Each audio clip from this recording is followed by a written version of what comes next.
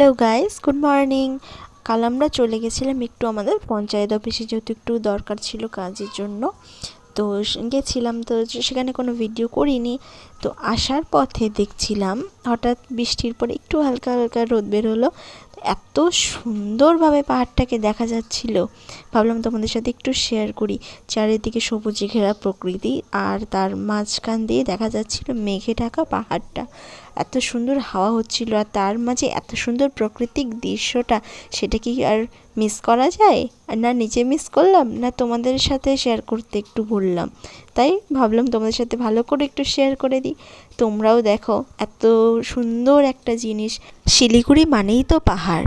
কয়দিনের এই রেকর্ড করা গরমের পর যখন একটু বৃষ্টি হলো, বৃষ্টিতে তো একেতে স্বস্তি একটু, আর তার মাঝে এই এত সুন্দর পাহাড়টা দেখে মনে হচ্ছে আরও একটা শান্তির মতো অনুভূতি হচ্ছে। এত